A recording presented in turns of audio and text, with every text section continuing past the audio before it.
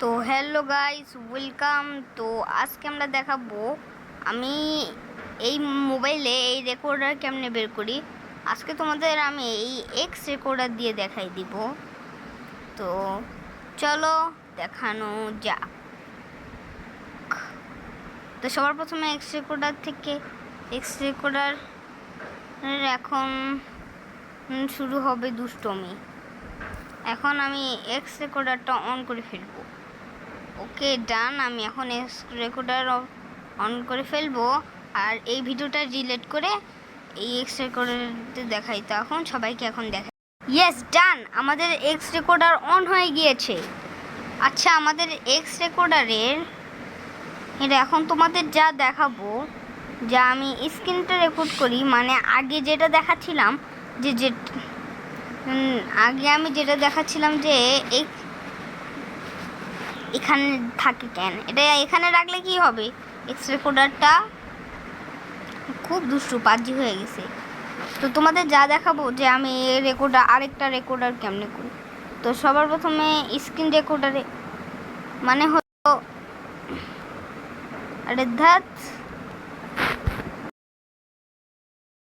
Delete করে ফেলবো। দাঁড়াও, আগে এখানে গিয়ে ডিলিট করতে হবে। এটা ডিলিট মেরে দিলাম,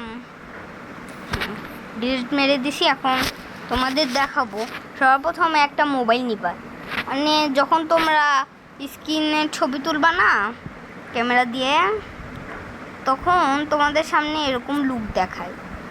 এই যে দাঁড়ো, তোমাদের দেখিয়ে দিচ্ছি। তোমরা যে এখানে অপশনটা দেখতে পাচ্ছ না, হ্যাঁ এই যে এটা দাগ, এটা Oppo F17 Pro আর নিচে তারিখ দেখা যায়। তোমাদের দ্বারাও দেখাই দিচ্ছি। খুব বিরক্তিকর হয়ে গেছে। তোমাদের যা দেখাবো যে এই দিকে তোমরা যদি দেখো, এখানে দেখায় Oppo F17 Pro আর এটা ঈদের দিনের ছবি, বাবা মোবাইল দিয়ে ছবি। আর এটা হলো 24 সালের 6 মাস 17 তারিখ 8 না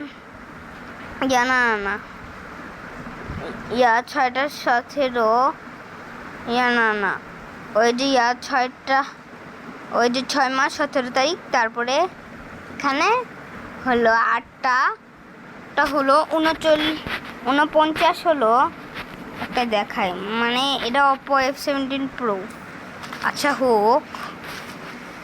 তো তোমাদের যা দেখাবো যে মোবাইলে যখন এখানে যাবে, তখন এই যে এইখানে এই দুইটি অপশন, আর তোমরা যখন এখানে দেখবেন স্ক্রিন রেকর্ডিং, আর তখন এটার সাথে সাথে ক্লিক করবে। হ্যাঁ, সাথে সাথে এটা ক্লিক করে তারপরে এটা যখন ক্লিক করবে